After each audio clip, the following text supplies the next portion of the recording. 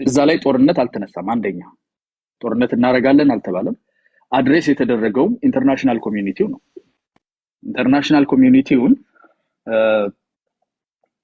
መቆም አለበት፣ ይሄን ሰው ማስቆም አለብን ነው። ለምን ሲባል ደግሞ የባህር በር ወይም ወደብ እስካሁን እያልን የምናነሳው ነገር እዛ ውስጥ አልተነሳም። ከየት እንደመጣ አላውቅም።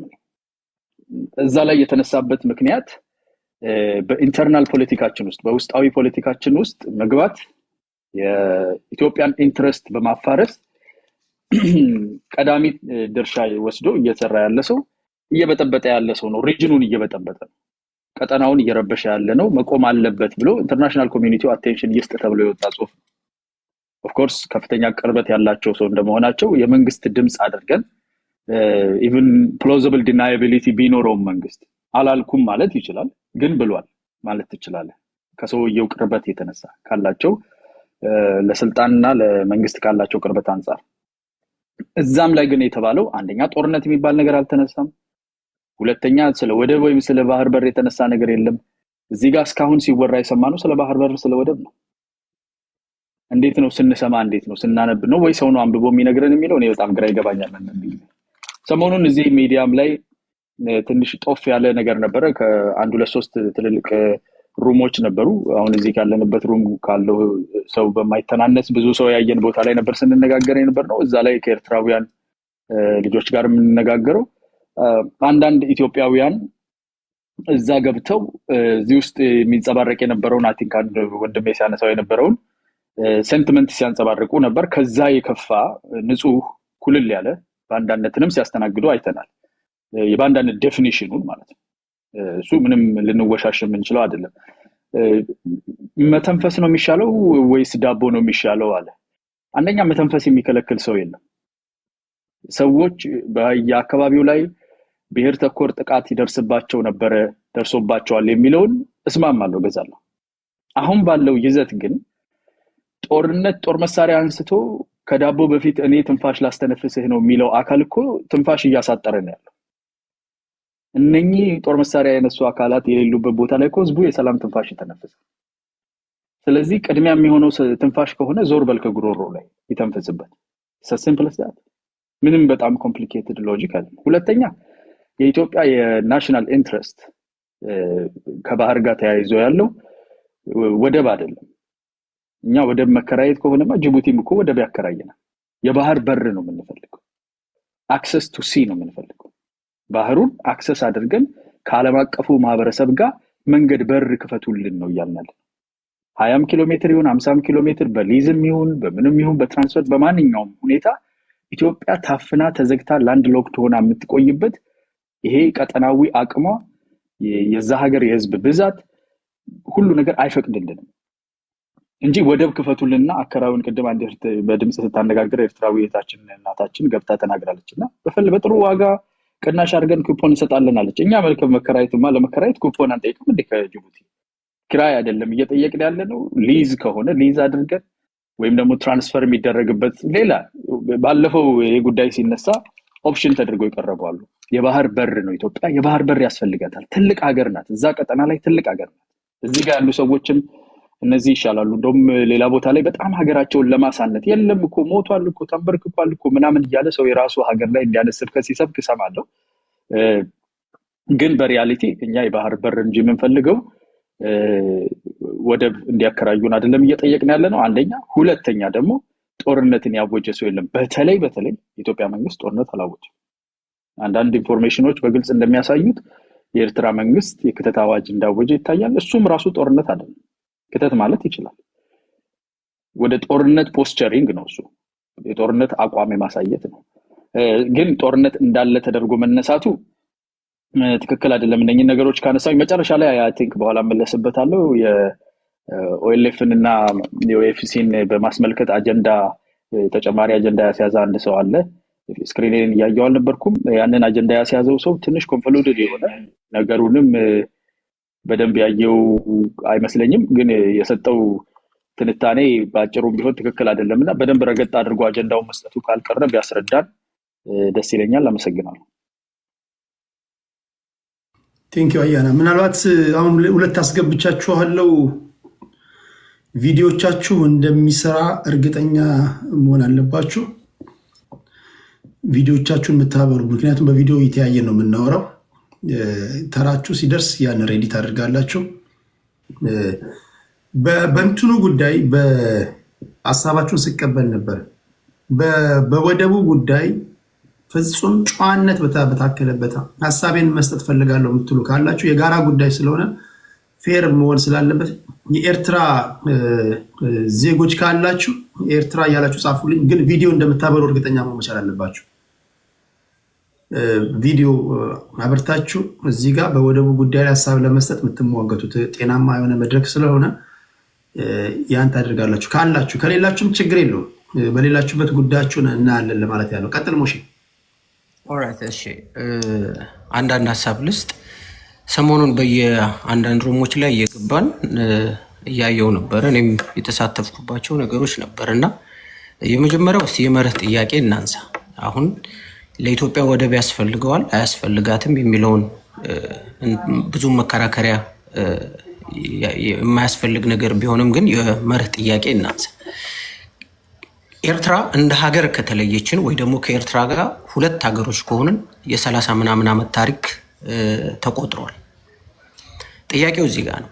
ከኤርትራ ጋር ከተለያየን እንደ ሀገር ከተለያየን የ30 ዓመት ታሪክ ኦኬ። ባለፉት 30 ዓመታት ኢትዮጵያ ውስጥ ብሔር ብሔረሰቦች እንደ ሀገር እንዲቆሙ ምን ተሰርቷል ነው?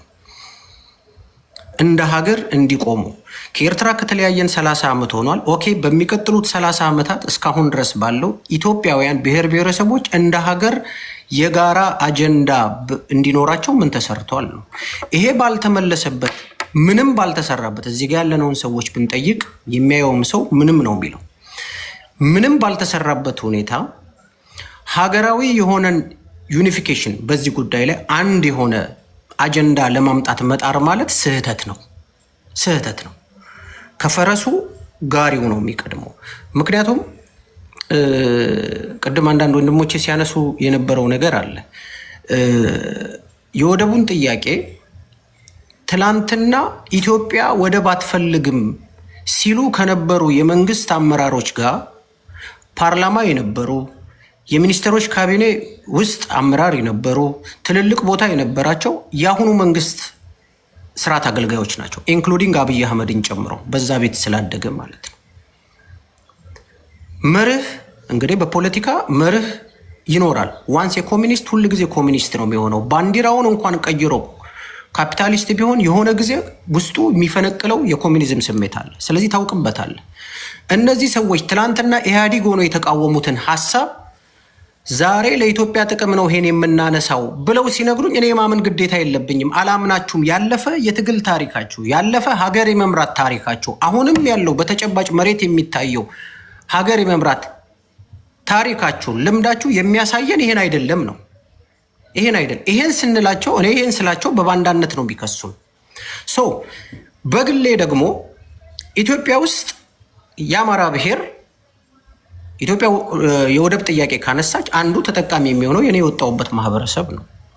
ኦኬ። አሁን ባለው ተጨባጭ ሁኔታ የኔ ህዝብ መሰረታዊ ጥያቄው ምንድን ነው ነው? መሰረታዊ ጥያቄው ምንድን ነው?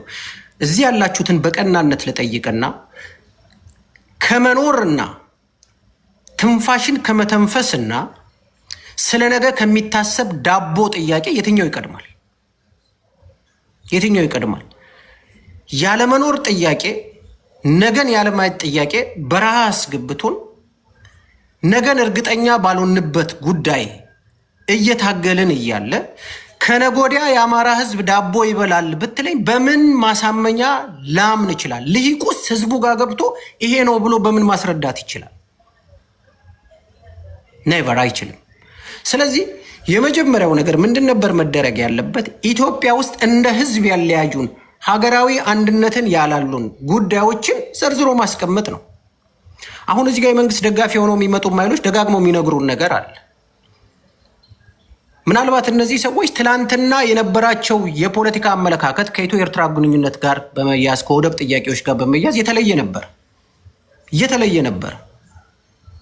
ዛሬ ያስተላለፍ ለውጥ ስላመጡ የመንገድ ለውጥ ስላደረጉ ዛሬ ላይ 100% ተገልብጠው የዚህ ጥያቄ ደጋፊ ሲሆኑ መርህ ወይ ወዴት አለሽ እንላለን፣ መርህ የት አለሽ እንላለን።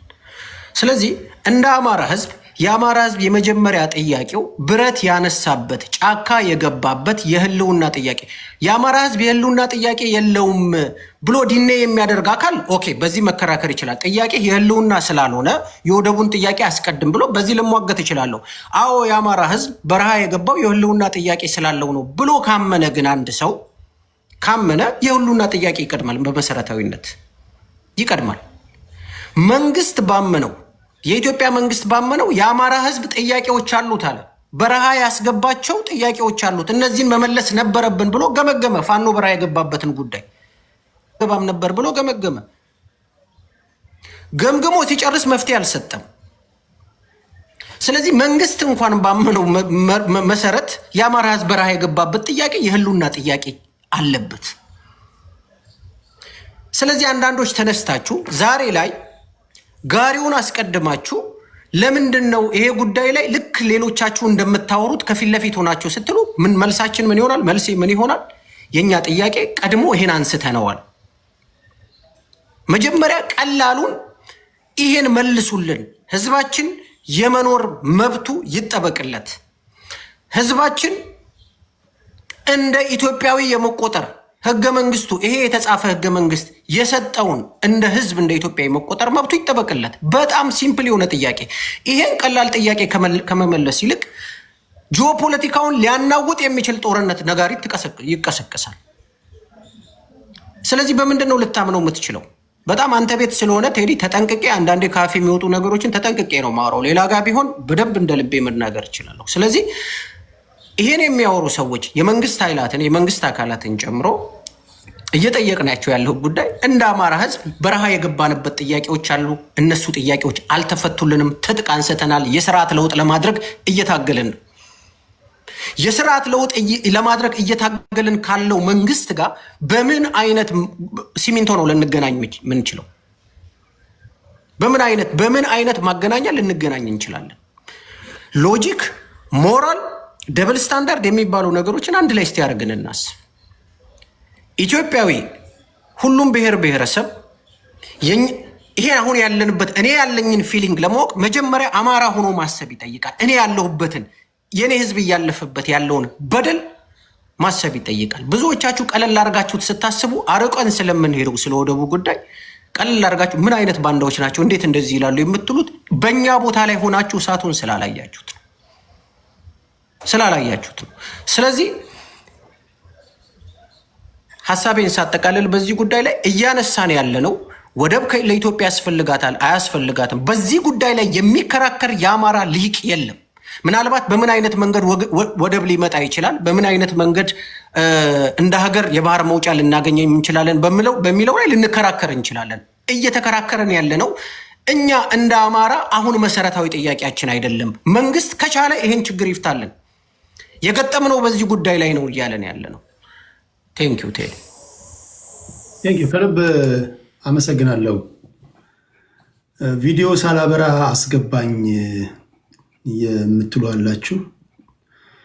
ቪዲዮ ሳታበሩ የምታወሩ ሰዎች እናከብራችኋለሁ። እውነት ለመናገር ሁሉም ቪዲዮ የሚያበራ ጨዋ ነው ማለት አይደለም። ግን ስለወጣበት ማህበረሰብ የምታወራ ከሆነ የምታወጣበት ማህበረሰብ እየታገለ ከሆነ አንተ ቪዲዮ ማብራት አለብህ። አይ ፎቶ ያለ ትላለህ። ፎቶ ያጎትህ ይሁን ክፍያ የሚፈጽምልህ የላኪ ይሁን ምን ይሁን አላቅም። ቪዲዮ ማብራት የመጀመሪያው ነገር ማን እንደሆንክ ለማየት እንዲመቸ ነው፣ ህዝቡ እንዲያይ ነው እንጂ ከመጋረጃ ጀርባ ሆነ ድምፅን ብቻ የምታዋጣው እንዲህ ካለ ሰው ጋር ውስጥ ተቀምጦ ማውራትም ነውር ነው። ቁም ነገር በቪዲዮ እየታያችሁ የምትታዩ ሰዎች ልክ ነው አይደል? ማን ብዬ ነው ማወራ? እዚህ ጋር ሰዎች በቪዲዮ እያወሩ እያያቸው ማለት ነው። እነሱ የምታውቃቸው አንተ ማቁ፣ አንተ ማትዳሰስ ማትጨበጥ፣ እነሱ የሚዳሰሱ የሚጨበጡ እንዲህ የሚባል ነገር የለም። ስለዚህ ይሄ አድማጭ ተመልካች ማየት ስላለበት ነው። በኦዲዮ ሲሆን ግን በኦዲዮ ታወራለህ፣ ችግር የለውም። አማርኛ አቀላጥፎ የተናገረ ሁሉ ኢትዮጵያዊ አይደለም። ይሄ የኔ መርህ ነው። ሌላ ቦታ እንዴት እንደሚሰራ አላውቅም። ለዛ ነው ክብራትና ክብራን።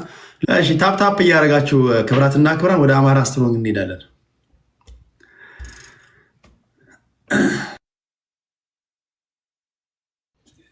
ታንኪዩ ቴዲ። ዛሬ ብዙ ሰው ስለሌለ ቶሎ ቶሎ ደረሰን። የልደቱ ነገር ላይ አንድ ነገር ልጨምር። ልደቱ አያሌው እንግዲህ ራሱ እንደሚለው የሰላማዊ ፖለቲካ ታጋይ ነው። በሰላማዊ ትግል የሚያምን ሰው ነው። የራሱ የሆነ አቋም ያለው ሰው ነው። ያን አቋም ግን ቅድም እንዳልኩት መደገፍ አለመደገፍ የግለሰብ መብት ነው። ግን የዚህን መንግስት ባህሪ በደንብ የሚያሳየው ከልደቱ አያሌው ጋር መነጋገር ካልቻልክ፣ ጠበንጃ ካልያዘው ልደቱ አያሌው ጋር መነጋገር ካልቻልክ፣ ብቻውን ከሚንቀሳቀሰው ልደቱ አያሌው ጋር መነጋገር ካልቻልክ፣ እሳት የሚተፋ መሳሪያ ከታጠቀው ፋኖ ጋር ምን አይነት የሰላም ጥሪ ነው የምታቀርበው? እሳት የሚተፋ በየቦታው የታጠቀ የሹርባ ተሰርቶ በየቦታው የሚርመሰመሰውን ኦሮሚያ ክልል ውስጥ ያለውን ኃይል እንዴት አድርገህ ነው የምታስታግሰው? ከልደቱ ጋር መነጋገር ካልቻልክ፣ ልደቱን ዜግነት ከከለከልክ፣ ልደቱን መቀበሪያ ቦታ ካሳጣኸው፣ የታጠቀውን ፋኖማ ምንድን ነው ልታደርገው ያሰብከው? ይህንን ነው ሰው መጠየቅ ያለበት። እነዚህ ሰዎች ሰላም ሲሉ ሰላም ለነሱ ሰላም ማለት ተረግጠህ መኖር ማለት ነው። በቃ የነሱን ይሁንታ ተቀብለህ አሜን ብለህ አንገት ደፍተህ መኖር ነው። ይሄ ሰላም ምናምን ለሰላም ዝግጁ ነን የታጠቁ ጽንፈኛ ኃይሎች እንደዚህ የሚሉት ቅድም እንዳልኩት ነው። የእብሪተኝነት እና ኢግኖራንስ እና አሮጋንስ ሁለቱ ሲቀላቀሉ ኢትስ አ ሬሲፒ ፎር ዲዛስተር ይላሉ። እብሪትና ትቢት ምንድነው? እብሪትና ድንቁርና ልበለው። ድንቁርና የሚለው ቃል ጠንከር ያለ ሊሆን ይችላል፣ ግን ሁለቱ ሲቀላቀልብህ ምን እንደምታደርግ እንኳን አታውቅም። በዛ ላይ ደግሞ የስቴት ፓወር እጅህ ላይ ሲገባ አስበው ለምን እየተጠቀሙበት እንደሆነና እንዴት ህዝብ ለማፈን ድምፅ ለማፈን ምን ድረስ እየተኬደ እንዳለ። እንግዲህ በሰላማዊ መንገድ የሚታገሉትን የሰብአዊ መብት እንትን እናደርጋለን የሚሉትን ዳንኤል በቀለን ካባረርከው፣ ዳንኤል በቀለ እኮ የኢትዮጵያ ሰብአዊ መብቶች ኮሚሽን ሆኖ ሲሰራ እኮ እንደነ ብርቱካን ሚደቅሳ ሄዶ ከመንግስት ጋር ነበረ የሚሰራው። የእሱ ሪፖርት እንኳን አልተመቸኝም ብለው እሱን ካባረሩት፣ እነዚህ ሰዎች ከማን ጋር ነው የሚሰሩት? የእነሱን እንትን ችሎ የእነሱን ማስፈራሪያና ማንጓጠጥ ችሎ ያን ሁሉ ያደረገውን እሱን ሲያባሩት ልደቱን እኔ ልደቱ ቤዝም ያለው አይመስለኝም። ቱ ቢ ኦነስት ስለ ልደቱ ፖለቲካ እናውራ ቢባል የሚያስፈራ እንኳን ራሱም ይናገራል። እኔ ተከታይ የለኝም ይላል። ምኑን ነው የምትፈራው የልደቱን? ታዲያ ህዝብ ካላስነሳብህ የመናገር ነፃነቱን ለመንፈግ ይሄን ያህል ብሄር ለምን አስፈለገ? ይሄ በጣም አደገኛ የሆነና አውቶማቲካሊ መቀየር ያለበት መንግስት ከነስርዓቱ ድጋሜ ጋራዥ ውስጥ ገብቶ ታድሶ መውጣት ያለበት መንግስት መታደስል በቃ ቶታሊ የሆነ እንደ ሀገር ቁጭ ብለን ተነጋግረን አዲስ ስርዓት መምጣት ያለበት እንትን ላይ ነው ያለ ነው። እነዚህ ሰዎች የመምራት አቅሙም የሞራሉም ኤቲክሱም ምንም እንደሌለ እንግዲህ በተደጋጋሚ በደንብ አድርገው እያሳዩን ነው ያሉት። በወደቡ ጉዳይ አንድ ነገር ልጨምር። እኔ ጦርነት ይነሳል ብዬ አላስብም፣ ግን ቢሆንስ ሆነ እንበልሽ እንዲያው እና የሆነ ነገር ቢሆን አንድ የመለሳለሁ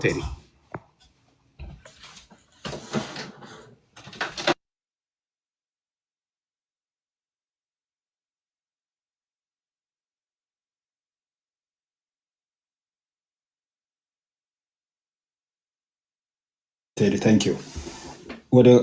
ወደብ ጉዳይ ልሄድ። የኢትዮጵያ ባህር በር ጉዳይ ለሚሰማ ሰው ራሱ አስደንጋጭ ነው። አሁን ባለፈው ሶማሌላንድ ጋር ሄደን ኦቨርናይት ውል ተፈራረምን። ሌሎች ነገሮችን ኢቨን ኮንሲደር አላደረገንም። ሶማሌላንድ ኢንተርናሽናል ተቀባይነት የሌላት ዩናይትድ ኔሽን ሜምበር ያልሆነች ፎሬን ፖሊሲ ሄደን በዲፕሎማሲ ሶቨሪን ስላልሆነች ሄደን የምንፈርመው ነገር አንተ ቤት ኦልሞስት 3-4 ወር ሀት ዲስኬሽን ነበር። እሱን እንደምንም ጠቅልለን እንደ ወረቀት አስቀመጠን። ሌላ እኮ ወርልድ አዘር ፒፕል አራውንድ አስ ይታዝበናል የምናደርጋቸው ነገሮችን። እሱን አድበስብሰን ቁጭ አደረገን። ስለዚህ በጊዜ ጠቅላይ ሚኒስትር የተናገሩትን ብትመለከት ኢትዮጵያ ስብረት ነበራት። ስብረቷ የተጠገነው ዛሬ ነው አሉ። ጃንዋሪ 1 2024 ልክ እሱ ሰማይ ምድሩን ደበላልቆ ሲዘጋ ሄዱና ከሶማሊያ ጋር እንደገና አንካራ ላይ ተስማሙ። የአንካራ ጉዳይ እሱን እዛው አቆመ። አላቆመም ገና ወደብ ኃይል አለ፣ ባህር ኃይል አለ፣ እዛ ኃይሎች እንትን ውጊያ ማድረግ የሚችል ወታደር እዛ አለ፣ ባህር አቋቁመናል እያሉ እዚህ ብዙ መጥቶ በጣም ብዙ ሲያወሩ ነበር። ቱዋን አንካራ ላይ ይሄ ነገር አጀንዳው ተዘጋና ሶማሊያ አዲስ ቴክኒካል ቲም ፈጥረን በሶማሊያና በኢትዮጵያ መካከል የባህር በር የሚያስገኝ ኃይል ሶማሊያ ራሷ ትሰጣለች በሚል ተመለሰን። አሁን ወደ ምስራቁን አጀንዳውን በሙሉ ዘገንና አሁን ደግሞ የመንግስት ሚዲያዎች ፋናዎች መጡና ኤርትራ ላይ ፊታቸውን አዞሩ። ምን ያክል የዋዠቃ ፖሊሲ እንደሆነ እኔ ለኢትዮጵያ የወደብ በር በየትኛውም መንገድ ቢገኝ ደስታዬን አልችልም፣ ግን ህጋዊ መንገድ መሆን አለበት። በዓለም የማንወገዝ መሆን አለበት። ከጎረቤቶቻችን ጋር እንደገና ውጊያ ውስጥ የማንገባ መሆን አለበት።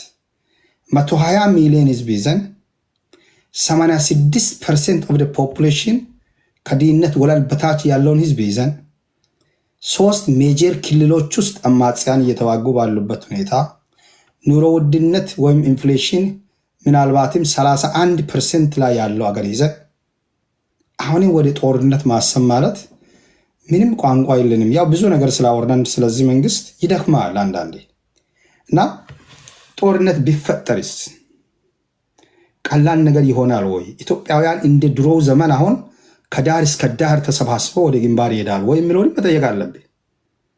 ምክንያቱም አንደኛ ይሄ ወደብ በህጋዊ መንገድ ክሌም አድርገ ከኤርትራ ጋር ተደራድረ ልታገኝ የምትችልባቸው ቻንሶች ካሉ መሞከር ትችላለህ። ለምን እድሎች ነበሩን። 2 ስንሆን ወደብ ቢያንስ ባይኖረን ኮሪደር መሰጣት ነበር አበለኛ አልፈለጉም በጊዜ።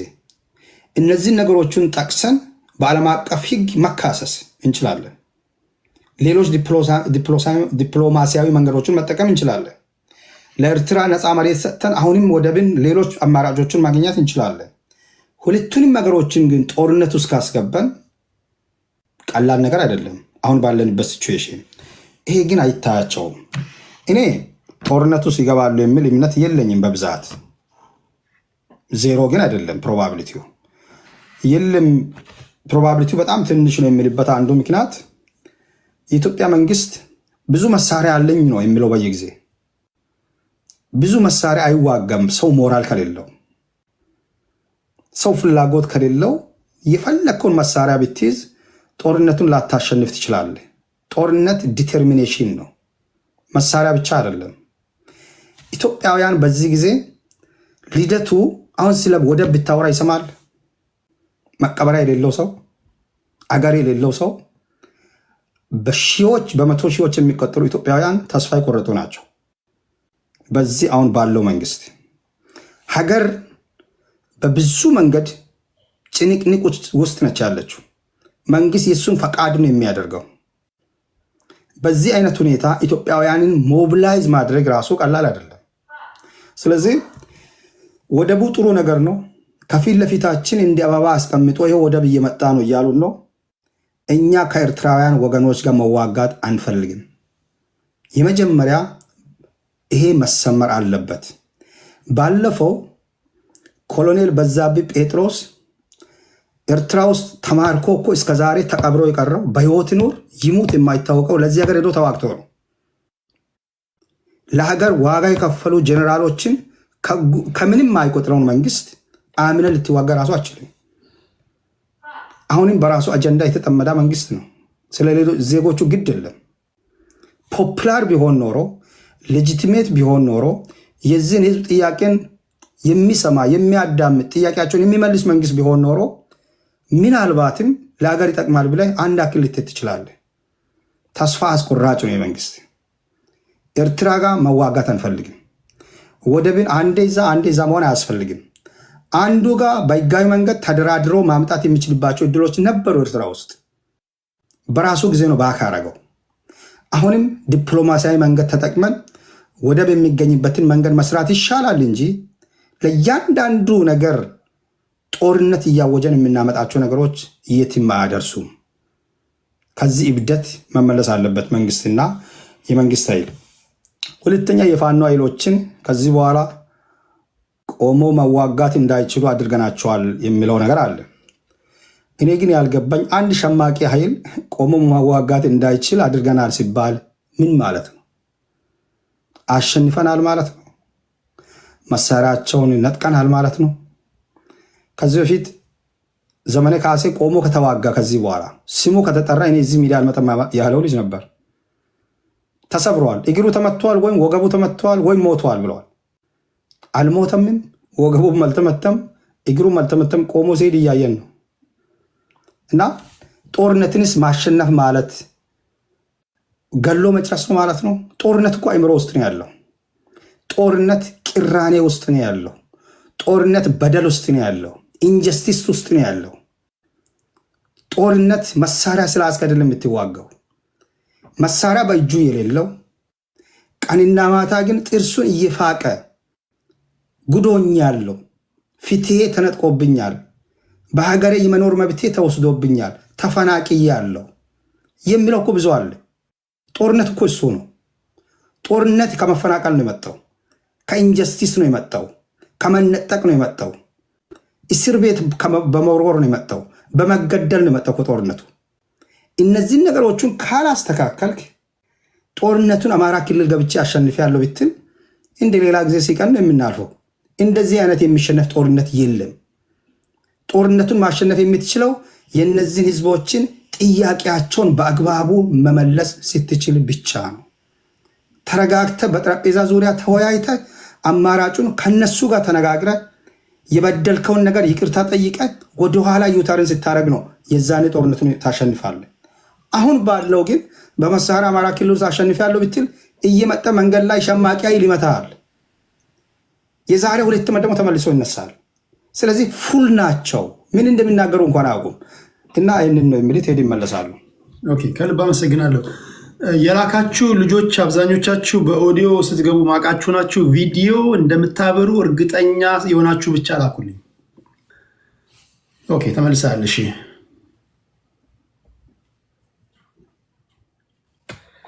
ታንኪዩ ቴዲ። ቅድም ያቆምኩበት ላይ ልጀምር። ይሄ ከኤርትራ ጋር በተገናኘ የትኛውም ሀገር እኮ መጀመሪያ ጦርነት አውጆ አይደለም ወደ ጦርነት በቃ ይዋጣልን ምናምን የሚል መቼም የለም። እና የተነገሩት ቃላቶች፣ እየተደረጉ ያሉ ዝግጅቶች አዲስ አበባ ውስጥ የምናየው ብርጌድ ንሓመዱ የሚባለውን ቡድን የማደራጀት ኤርትራውያኖችን የማስወጣት የማስገባት እና ኤርትራ አካባቢ ያለውን ነገር ለሚመለከት ግን ምን እየተካሄደ እንዳለ ይህን መቼም የ5ኛ ክፍል ተማሪ ራሱ የሚገነዘበው ነገር ነው። እንደዚህ ነው እየተደረገ ያለውና የጦርነት ዝግጅት አለ። ይሆናል አይሆንም የሚለው እሱ ሌላ ነገር ሆኖ ማለት ነው። አጀንዳ ማስቀየሪያ ነው፣ ምን ማድረጊያ ነው እንዳለው ግን ቢሆንስ እንበል ይሄ መንግስት በጣም ሬክለስ የሆነ መንግስት ስለሆነ ከሶማሌ ጋር ያደረገውን ነገር እናውቃለን። አሁንም ደግሞ ከነዚህ ሰዎች ጋር ሊያደርገው የሚችለውን ነገር እናውቃለን። አብይ አህመድ ስልጣኑን በአንድ ቀን የሚያራዝምለት ከሆነ አይደለም ከኤርትራ ጋር ከናይጄሪያ ጋር ሁሉ ጦርነት ሄድ ብትለው ሊሄድ የሚችል ሰው ነው። ምንም ስልጣኑን ለማስጠበቅ ምንም ነገር ለማድረግ የተዘጋጀ ሰው ነው። ስለዚህ ስልጣኑን የሚያራዝምለት ነገር ካገኘ ይሄ ነገር ፕሬዚዳንት ኢሳያስን በመውጋት ከኤርትራ ላይ አነሳለሁ የሚለው ሀሳብ የሌሎች ሀገራት ከሆነ በተለይ አብይ አህመድ እሱ ራሱ ሊዘምት ይችላል። ልክ ያኔ ቲፒኤልኤፍ ላይ እንዳደረገው ራሱ ሊዘምት ይችላል። አይደለም ወታደር መላክ አይደለም ድሮን መላክና ያለውን እንትን ማለት ራሱን አብሮ ሊዘምት ይችላልና ጥንቃቄ ማድረግ ያስፈልጋል። ለዚህ ነው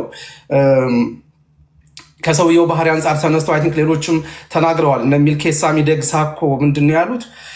የምትቃወሙኝን ሰዎች በቢላ ነው የምቆራርጣቸው፣ በጥይት ምናምን ሳይሆን በቢላ ቆራርጣ። ሚልኬሳ ሚደቅሳ ማለት እዛ ኦሮሚያ ውስጥ አብሯቸው ያደገ የኖረ ወጣት ምሁር ነው እና እሱን እንኳን በቆራርጣችኋለሁ ሲል አሁን የተቃወሙ ያሉትን የኦሮሞ የፖለቲካል ኤሊቶችን ሁሉ እያሳደደ ቀንታችሁ ነው ምናምን የሚል ሰው ነው እና ከሰውየው ባህሪ አንጻር ተነስታችሁ ስታዩት እና የሰውየ እጁ ላይ የተጠራቀመውን የፓወር መጠን የወታደራዊ አዛዥ እሱ ነው። ኢትዮጵያ ውስጥ መንግስትና ፓርቲ ልዩነት አለ ምናምን የሚለውን ነገር ተውት፣ እርሱት። አይደለም ኢትዮጵያ ውስጥ ሌሎች ሀገራትም በጣም ያደጉ ሀገራት ናቸው በመንግስትና በፓርቲ መካከል ያለውን ትክክለኛ መስመር አስምረው የሚሄዱት። ኢትዮጵያ ውስጥ የመንግስት ባለስልጣኑ የሚጠቀመው የመንግስትን የፓርቲ መሪው የሚጠቀመው የመንግስትን መኪና ነው። በጀቱ ይሄኛውን ማጭበርበሪያ እንተው። ስለዚህ ይሄ ሰውዬ የመንግስትንም የፓርቲንም ስልጣን አንድ ላይ ሰብስቦ የያዘ ነገር ሰው ነውና የሚወስናቸው ውሳኔዎች በሙሉ ደግሞ ከሱ አመለካሱ ጥቅምና ከሀገሪቱ ጋር ተያይዞ ያቺ ሀገር ምን ያስፈልጋታል ከሚለው ነገር ተነስቶ አይደለም።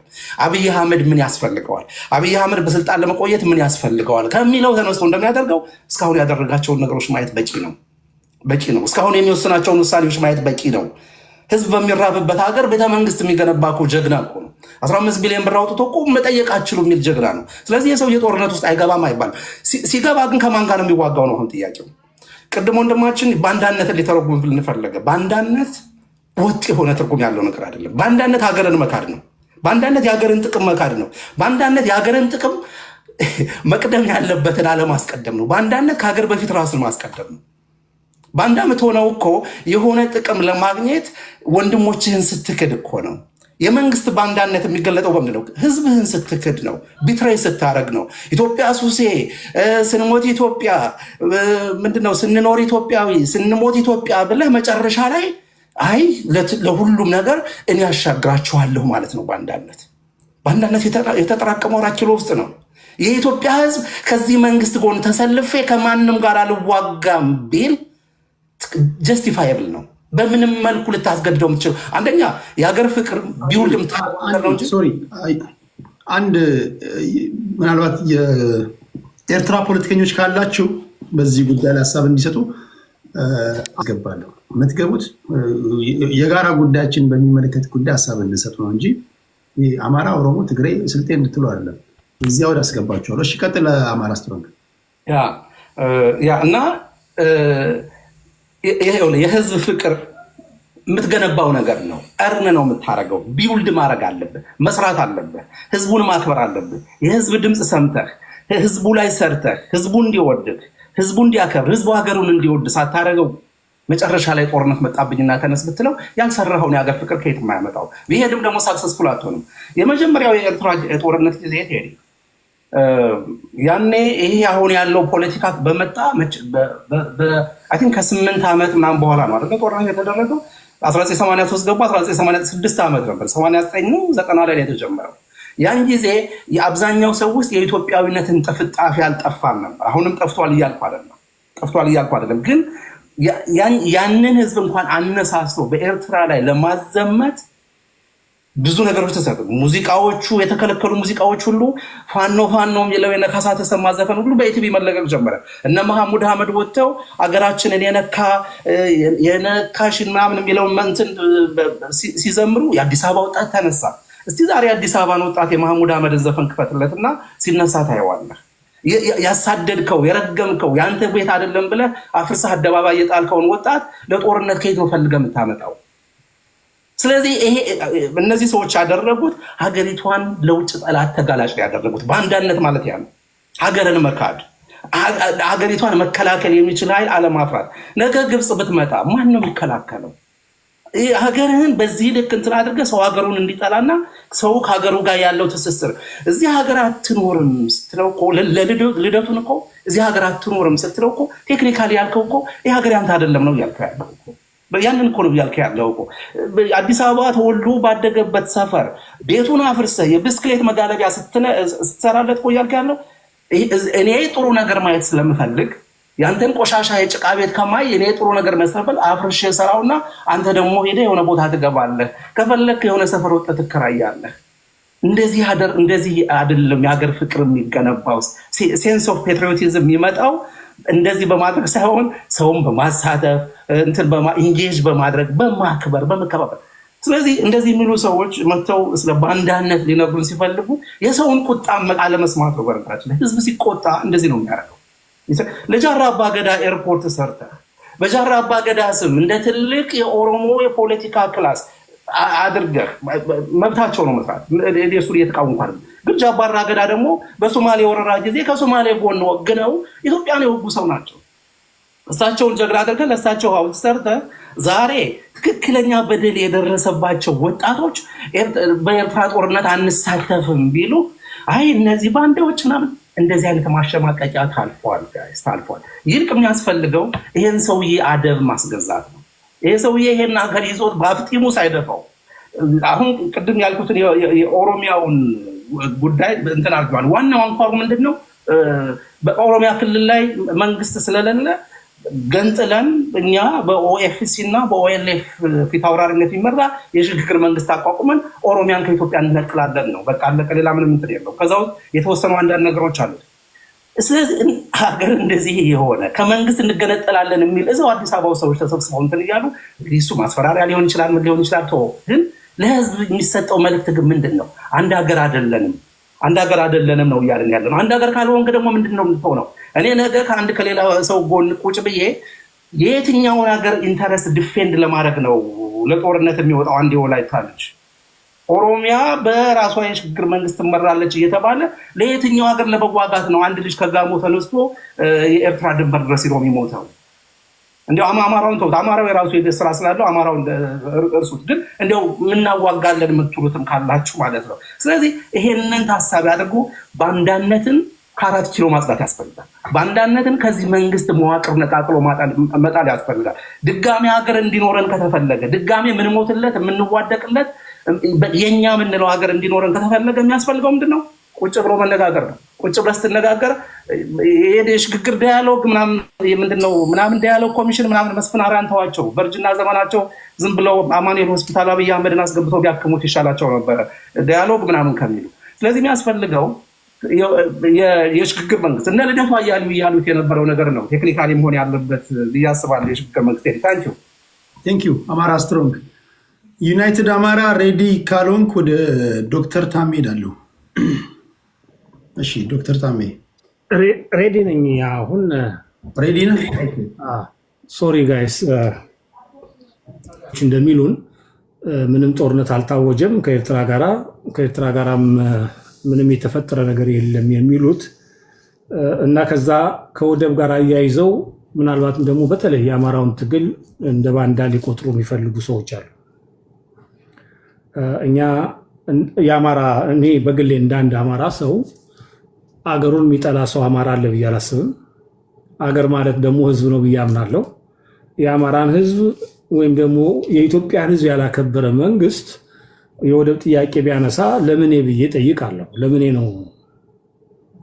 የወደብ ጥያቄ ማለት ምን ማለት ነው? ህዝብን እየጠላ ህዝብን እያፈናቀልክ ህዝብን እየደመስ በድሮል እየጨፈጨፍክ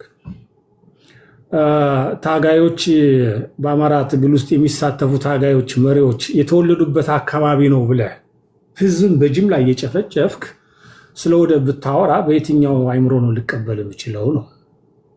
ስለዚህ ወደብስ አመተህ የትኛውን ህዝብ ነው ልታስተናግድ እየፈለክ ያለው? ወደብስ በምን መልኩ ነው ሊመጣ የሚችለው?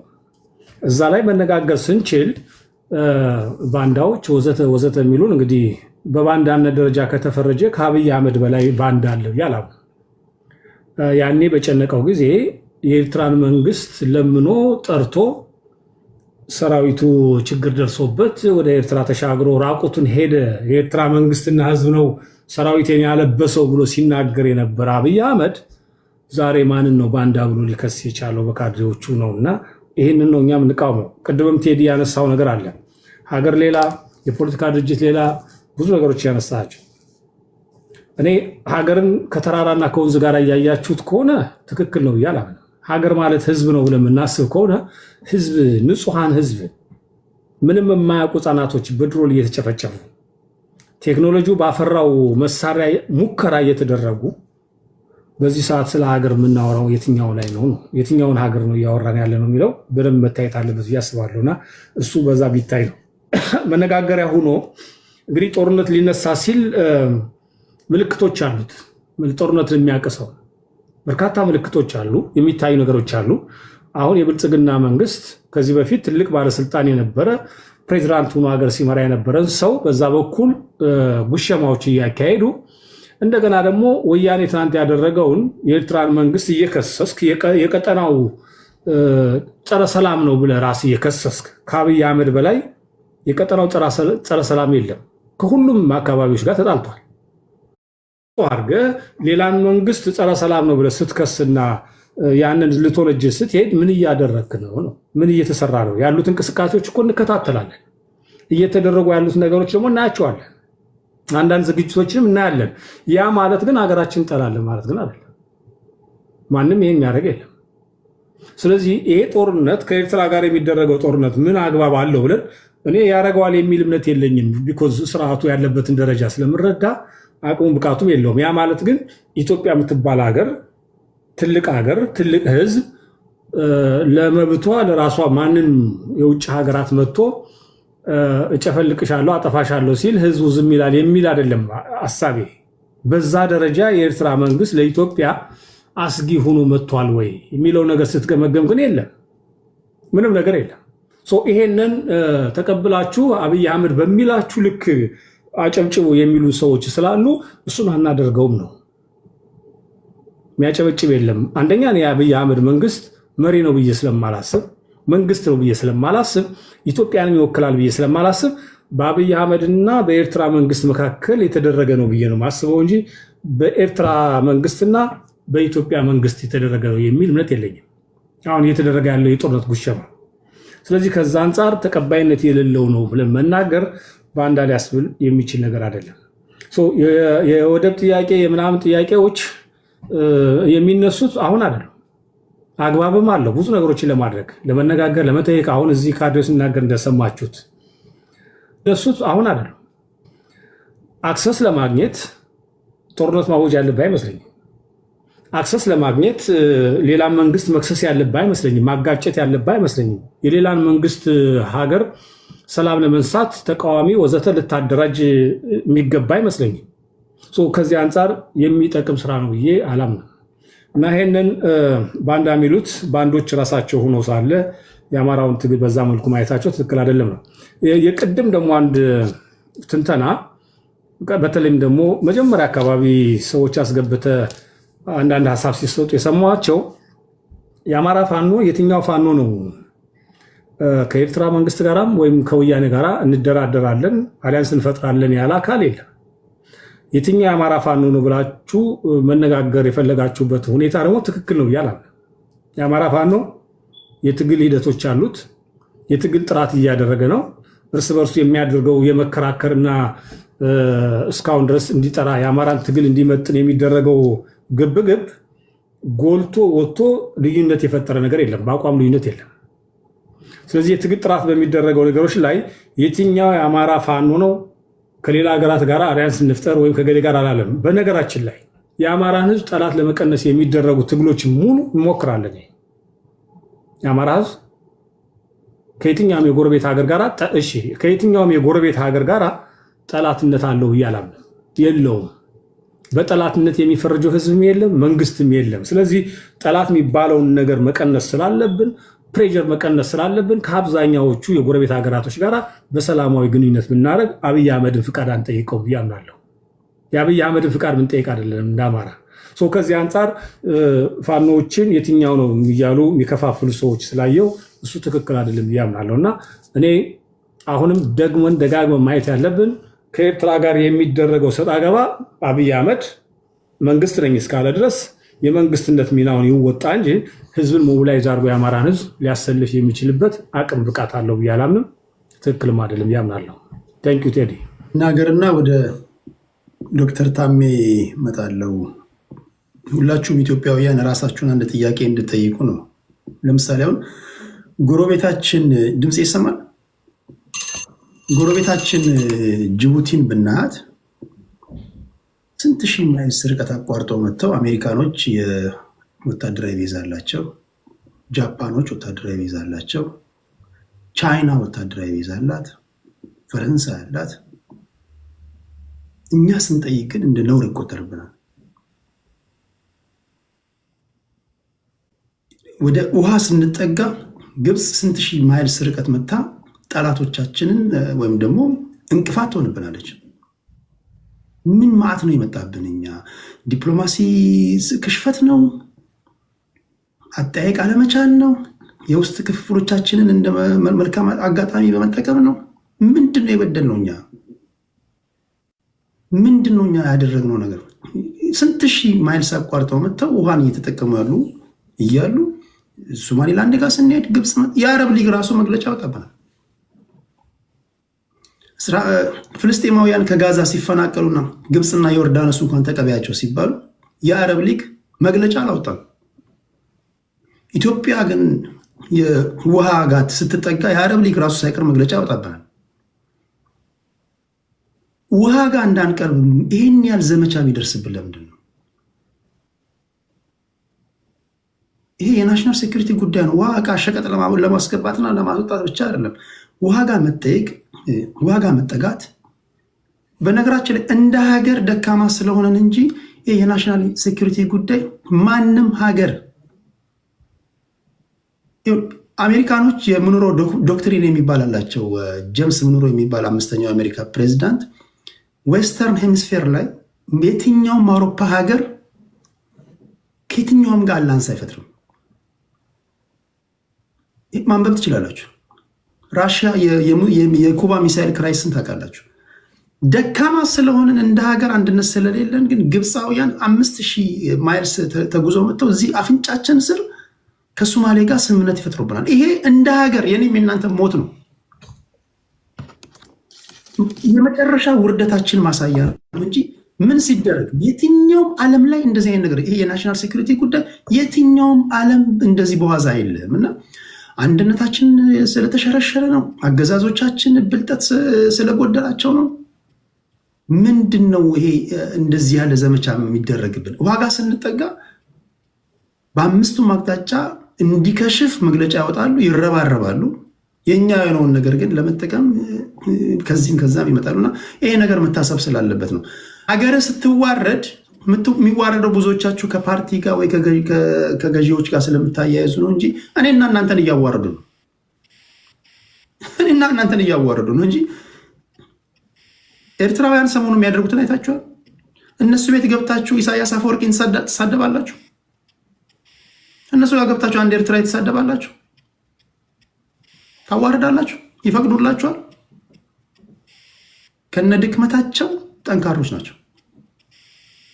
ከነ ድክመታቸው በጣም ጠንካሮች ናቸው፣ ቀብራሮች ናቸው። የኛ ከዚህ ግን ከኛ ግን ወገናችሁ ቤት ገብታችሁ ግን ስትሳደቡ ነበር፣ ስታዋርዱ፣ ስትሳደቡ ምናምን ነበር። አበባና ኮፍያ ለቃቅመ ሊሆን ይችላል፣ ግን ይሄ ውርደት ነው። እየሳቁብህ ነው። እንዴት ያለ ሰው ነው? እግዚአብሔርስ እንዲህ ያለ ሰው እንዲያም ያለ ሰው ምድር ላይ አለ እያሉ እያለቀሱብህ እየሳቁብህ ነው። እና ይሄን ጉዳይ እንድናወራ ስለፈለግኩኝ ነው። እሺ፣ ከዩናይትድ አማራ ቀጥለህ ዶክተር አንተነህ ነኛ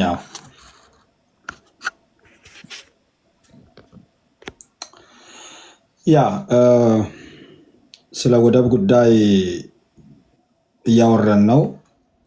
ጅቡቲን ቻይና፣ ራሽያ፣ አሜሪካ፣ ፈረንሳይ እነዚህ ሁሉ ሀገራት እዛ ከትሞ ነው ያሉት። ጅቡቲ የዛኔ ነፃ ስትወጣ 100 ዓመት ሲሞላ ወደ ኢትዮጵያ መመለስ ይቻል ነበር። ሀገራችን ነበረች። በጊዜ የደርግ መንግስት በጦርነት በተለያዩ ጉዳዮች ተጠምዶ ስለነበረ አሁን የኤርትራንን በኩል እንደ ኦፕሽን ስለተመለከተ ብዙም ትኩረት አልሰጠም ብዬ አሰብኩ። አሁን ያለንበት ሁኔታ እንዳልከውም ሸቀጥ ብቻ አይደለም። የባህር በር ሴኪዩሪቲ ነው። ምናልባትም እነ ጠቅላይ ሚኒስትር መለስ ዜናዊ ወደ ስልጣን በሚመጡበት ጊዜ በዚህ ልክ አስፈላጊነቱ አልታያቸውም፣ ወይም በዓለምም ወደብ ያን ያክል አስፈላጊና የሚያጓጓ አይመስለኝም። የእነሱ ድክመታቸው እንዳለ ሆኖ ግን እየዋላ እያደረ አሁን የባህር በር ጉዳይ የዳህንነት ጉዳይ ነው። ከሸቀጥ በላይ ሸቀጥን ከየትኛውም በኬንያ እናስገባለን፣ በጅቡቲ እናስገባለን፣ በሱዳንም እናስገባለን። ሸቀጥ አይደለም አሁን ትልቁ ጨውታ። እነዛ ሸቀጦች በሚመጡባቸው መንገዶች ዳህንነት ያስፈልጋል። ምክንያቱም የባህር ወንበዴዎች የመዝረፍ ጉዳይ አለ። በተለይ የየመን እዛ አካባቢ የየመን እንደ ሀገር መፍረስ ለእኛ አይደለም ለትላልቆቹም ትልቅ ስጋት ይለዋል። እነዚህ ነገሮችን ለማስጠበቅና ተሰሚነትን ከፍ ለማድረግ የባህር በር ግድ ነው። ስለዚህ የድሮዎቹ ሰፊ ስህተት እንደሰሩ እናውቃለን። ለሱ ክርክር እንመጣለን። ምን ያክል ለኤርትራ ተከራክሮ እንዲሸኙ ይህንን የኤርትራ ወንድማችንም ስለመጣ እሱን በየትኛውም አይነት ሁኔታ መከራከር እንችላለን። ተገቢ አልነበረም። ኢትዮጵያ ወደ ማጣት አልነበረባትም። አሁን ያለው ስህተት ደግሞ ሁል ጊዜ የኢትዮጵያ መንግስታት የሚሰሩ ስህተት መልኩ ይለያያል እንጂ ያው ነው። አሁን በአሁኑ ጊዜ ኢትዮጵያ ጦርነት ባይኖራትና በሀገር ጉዳይ በተለይ ኢንተርናል ፖሊሲያችን የተስተካከለ ሆኖ ኢንቴግሬትድ የሆነ ህዝብ ኖረን ኖሮ ተደማምጠ ባለው ኃይል ተሰሚነትም ከፍላል። በዛው ልክ ግን እንደዚህ አይነት መንግስት የለንም። ቴዲ በአንድ ሀገር ውስጥ እኮ አንድ ህዝብ የአገር ስሜት እንዳይሰማ አድርጎ የሚሰሩ መንግስታት ናቸው። በተለይ እኔ አሁን በጣም ስትሬስፉል አድርጌ የሚያወራው ብልጽግና ከመጣ በኋላ ነው። ኢሪቴት የሚያደርግ ነገር ነው የሚታየው። ለምሳሌ አሁን ሰሞኑን በጣም የሚገርመው ነገር የጠቅላይ ሚኒስትር ፎር ይርስ ኮሪደር ልማት ኢትዮጵያ ውስጥ በትላልቅ ከተሞች ይሰራ ነበር። በተለይ ክልል ከተሞች፣ ሆሳና የክልል ከተማ ነው የማዕከላዊ ኢትዮጵያ። ሰሞኑን ሆሳና በደሞዝ የወር ደሞዛችሁን አዋጥታችሁ ኮሪደር ልማት ስሩ ተብሎ ግርግር ነው። የኢትዮጵያ መንግስት በአንድ ክልል 3 እና 4 ከተሞችን መርጦ በአውሮፓ ልክ ማብራትና ኮሪደር ልማት ሲያሰራ ሆሳና ሲደርስ ግን ህዝቡ ነው ገንዘብ አዋጥቶ የሚያሰራው። የሀዲያ ህዝብ ፎር ይርስ ደሞዝ ከልክሎ ተማሪዎች ትምህርት ቤት አጥቶ ሆስፒታሎች ተዘግቶ በብዙ መከራ ያለፈው ህዝብ ነው። ይሄ መንግስት ለሀዲያ ህዝብ ሚኑ ነው ንገረኝ እስቲ። ከዚህ መንግስት ጋር አብረህ ከምትሰራ እሱ የሚፈርስበትን መንገድ ነው መስራት የሚያዋጣክ። ምክንያቱም ህዝብ በዚህ ልክ ከፍሎ ልክ እንደ ኢክሊፕስ ውሰደው። ኢክሊፕስ በአንድ በኩል ፀሐይ ሲሆን ሌላው በኩል ግርዶሽ ነው። ኢትዮጵያ ውስጥ እንደዚህ አይነት ነገር ነው ያለው። ባለፈው ከ3 ቀን ነው ከ8 ቀን በፊት አንተ ጋር ስናወራ አንድ ልጅ ኢንቨስት ለማድረግ ኢትዮጵያ እየሄድኩ ነኝ አለ። ኢክሊፕሱ ወደ ፀሐይ ወዳለበት ነው ያለው ማለት ነው። ኢክሊፕሱ ጨለማ የሆነባቸው ሰዎች አሉ። ወደዚህኛው ወደ ጋራ መረዳት እስካልመጠን ድረስ ምንም ብታወራ ደምን የሚያፈላ መንግስት እያለ ድረስ ምንም ልታደርግ አችልም። ተሰሚነትን በዛው ልክ ነው የሚሆነው። ናይጄሪያን የሚያክል ትልቅ ሀገር በነገራችን ላይ 200 ምናምን ሚሊዮን ህዝብ ይዞ ነዳጅ ኖሯቸው የናይጄሪያን ያክል የተማረ ሰው የለም አፍሪካ ውስጥ። በአሜሪካ የናይጄሪያ ኢሚግራንት 25% ኦፍ ናይጄሪያንስ በአሜሪካ ውስጥ ፖስት ግራጁዌት ስኩል ሄዶ ናቸው ከማስተርስ ዲግሪ በላይ። ግን ብዙ ክፍፍል ስላላቸው ተጽዕኖ ፈጥሮ አያውቁም በእነሱ ግዝፈታቸው ልክ። እኛ በምስራቅ አፍሪካ አገራት በሙሉ ቢደምሩ የእኛን ግማሽም አይ ቲንክ ከግማሽ ይበልጣሉ። እኛን ግን አያክሉ። ምስራቅ አፍሪካ በሙሉ ተጽዕኖ እንዳንፈጥር ግን በውስጥ ገብቶ ብልቶችን ለይቶ ትሪት የሚያክሙ ሰዎች አሉ፣ የሚያክሙ መንግስታት አሉ። እንደዚህ ሆነ ዶንት ቶክ አባውት ዘ ግሬትነስ ኦፍ ኢትዮጵያ። እንደዚህ አይነት ማይንድ ጭንቅላት አላቸው መሪዎቹን ይዘ ዩ ካንት ቢ ግሬት። እኔ ጠቅላይ ሚኒስትር አብይ ስልጣን ላይ ሆኖ እኩል ትሪት የማያደርገኝ ከሆነ ከእኩል ሌሎች ብሔሮች ጋር እኔ ኢትዮጵያዊነት ሊሰማኝ አይችልም። ግርዶሹ ወደ ጨለማ ነኝ እኔ። 6ቱንም ዓመት በልማት ቀጥቷቸው ደሞዝ ከልክሏቸው የቤት ክራይ ሳይከፍሉ ተማሪዎች ሳይማሩ ዩኒቨርሲቲ እንዳይገቡ ቤት ያስቀመጣቸው ለሀዲያ ህዝብ we are on the dark side of the ግርዶሽ ኢክሊፕስ what you talking about። ሂድና ያንን አስተካክል። መንግስት እንዲደግፍልህ ከፈለግ ከፖሊሲ ጋር ኔጌቲቭ ታውት አታውራ ይለኛል። I'm talking negative because the government is working on the other side። ይሄ እኮ አልነበረም። የፖለቲካ መብታችን ነው የተነጠቀው። ደርግ ይገላል። የሚገለው ግን ሁሉንም ብሔርን ነው። ደርግ ያለማል። ሁሉም ብሔር ነው የሚለማው። ደርግ ያፈናቅላል። ሪሴትልመንት ይወስዳል። ሁሉንም ነው የሚያደርገው። አሁን እኮ አንዱን ብልት የሚበላ መንግስት ነው ያለው። ህዝብን ለይቶ የሚያለማ መንግስት ነው ያለው። ህዝብን ለይቶ የሚገል መንግስት ነው ያለው። የሚያፈናቅል መንግስት ነው ያለው። አስሎንጋስ ካላስቆመ ዳት ኢዝ ፕላን። የኔ አይደለም ካለ ያስቆም። ካስቆመ ከኛ ጋር አብሮ ይሰራል። የማያስቆም ከሆነ ግን የእሱ አጀንዳ ነው። ስለዚህ ስትናገሩ ትንሽ ሞራሊቲ ይኖራችሁ። ዛሬ የሀዲያ ህዝብ ዋና ከተማቸውን ለማልማት ደሞዛችሁን የአንድ ወር ፈርሙ ተብሎ ሲጠየቁ መንግስት ግን በቢሊዮን ዶላር በተለያዩ ኢትዮጵያ ከተሞች ላይ በሱ ባጀት ነው የሚሰራው ኮሪደር። ይህንን ማን ያምናል? የትኛው ኢትዮጵያ ያምናል? የክልል ከተማ ነው ያስብ። ስለዚህ ምንም ነገር ልታወሩ አትችሉም። በአዲስ አበባ ዙሪያ በ60 ኪሎ ሜትር በትሪሊየን የሚያፈስ መንግስት ሌሎች ኢትዮጵያውያንን አያውቅም። ስለዚህ ልታሳምና ያትሞክር። ሌላ ስለ ጦርነቱ እንምጣ። አንድ ወንድሜ አይ ቲንክ ቅድም ያወራው ዶክተር ሙላቱ ተሾማ ስለ ጦርነት ግን አወርተዋል። ለምሳሌ እሳቸው ካነሷቸው አይ ቲንክ ወደ 200 ምናምን ወርድ ውስጥ ቢያንስ 4 ጊዜ የኤርትራ መንግስት መወገድ እንዳለበት ጽፈዋል። ቢያንስ አራት ቃላት። ለምሳሌ የመጀመሪያ ኢንተርናል ጉዳይ ውስጥ ገቡ። ፓርላማ የለም፣ ህግ አስፈጻሚም ህግ ተርጓሚም ፓርላማውም ኢሳያስ ነው አሉ። ኢንተርናል ጉዳያቸው ነው። ኦኬ። ሁለተኛ ምን አሉ?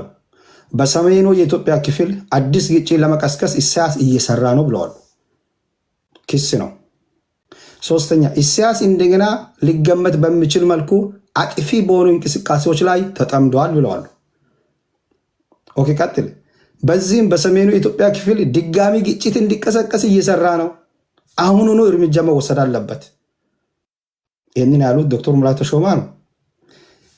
እንደ አልጄሪያ ዘገባ እምነት ፈቃድ በአፍሪካ ቀንድ ሰላም የምትሆነው አምባገነኑ ኢሳያስ ከስልጣን ሲነሳ አሊያም ስርዓት እንዲህ ሲደረግ ብቻ ነው። ይሄ እኮ ጦርነት ነው። ይሄ ምንድን ነው? ይሄ ዲፕሎማሲ ነው እንዴ? ይሄ ጉዳይ ተቀራርበን እንስራ ነው እንዴ እያለ ያለው? ይሄ ጉዳይ ስለ ወደብ ጉዳይ እናውራ፣ ይሄ ጉዳይ በኢትዮጵያ ጉዳይ ውስጥ አትግባ የሚል ምክር እኮ አይደለም። መወገድ አለበት ነው እያሉ ያሉት። አሁን ስለመወገድ አለመወገድ ሲያነትን ሲሯ መንግስት ማስነሳት የሚችለው የኤርትራ ህዝብ ነው። ትክክለኛ ነገር ይሄ ነው። ኤርትራ ሀገር ነች። ኤርትራ የኢትዮጵያ አንድ ግዛት አይደለችም። የኤርትራን መንግስት ማስነሳት የሚችለው ሌጂቲሜት ፓወር አለው የኤርትራ ህዝብ ነው። እኛ ግን የባህር በር ጥያቄ አለን።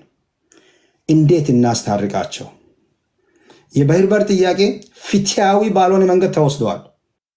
በዚህ መከራከር እንችላለን። መፍትሄው ግን ኤርትራ ላይ ጦርነት ማወጅ ግን አይደለም። በጦርነት ብታመጣ ብዙ ችግር ውስጥ ይገባል። ኦኬ የኢትዮጵያ መንግስት ስለ ወደብ አውርቶ አያውቅም። እስቲ ፋና ቴሌቪዥንን 1 ዓመት ያለውን ፕሮግራም በሙሉ ተመልከቱ። ምንድነው ሲሰሩ የቆዩት? ቀይ ባህር ላይ እኮ ነው ሲሰሩ የነበሩት። ስለ ሀሳብ እኮ ብዙ ጊዜ ዘግበዋሉ። የብልጽግና መንግስት ደጋፊዎች ዲጂታል ክንፉ በየቀኑ እኮ ስለ ጦርነቱን እያወሩ ያሉት። ስለዚህ ጦርነት እኔ በቂ ጦርነት ውስጥ ገብተን በቅቶናል። አሁን ጦርነት አይደለም የምንፈልገው። ኤርትራ ለእኛ ከየትኛውም ጎረቤት ሀገር ቅርባት ያወራሉ። እኛም ያንን ወደብ እንፈልጋለን። መደራደር እንችላለን። ቴዲ እንዳልከንም የአንድ ይቃለኝ ለምንድን ነው ግብፅ ይህን ያክል የምትሽቀዳደመው? የአረብ ዩኒየን ለምንድን ነው ይህን ያክል ከኛ ጋር ጠላትነት ያለው የምትለው? የኛ አቂም ነው። የኛ ስለተከፋፈለን ነው። ኢንተርናል ጉዳይ ላይ ሰርቶ አንድ ድምፅ የምንጮ ቢሆን ኖሮ ጎረቤት ሁሉ ይሰማን ነበር። የተከፋፈለ ኃይል ነው ያለን። የተከፋፈለ ኃይል ስላለ ግብፅ በቀላሉ ዲቫይድ ማድረግ ትችላለች። የኢትዮጵያ ስትሬንግዝ ደግሞ ለግብፅ ሁል ጊዜ ስጋቷ ነው። ስለዚህ ስትሬንግዙ እንዳይመጣ በርትታ ትሰራለች። አሁን የኢትዮጵያ ስትሬንግዝ እንዳይመጣ በርትታ የሚሰራውን ግብፅን እንዳልከስ የኢትዮጵያ ስትሬንግዝ እንዳይመጣ ከፋፍሎ የሚመራ መንግስት አለ። ይሄ እኮን አደጋው እንጂ የግብፅን አደጋ እኮ ማንም ሰው ያውቃል። ቢኮም ለእሷም ብሔራዊ ደህንነት ጉዳይ ነው የአባይ ጉዳይ። ግን ለህዝብ እኮ ለግብፅ እኮ ምግብ የሆነ ነው ከፋፋይ መንግስት ስላለን ነው። ወንድማማቾችን አንዱን በሌላ አስነስቶ ደም ያፋስስ መንግስት ስላለን ነው። አንድ ቢያደርገን ኖሮ ግብፅም ትሰመናለች ባይነኝ። ይመለሳሉ። ቴዲ ቴንክ ዩ ዶክተር። እሺ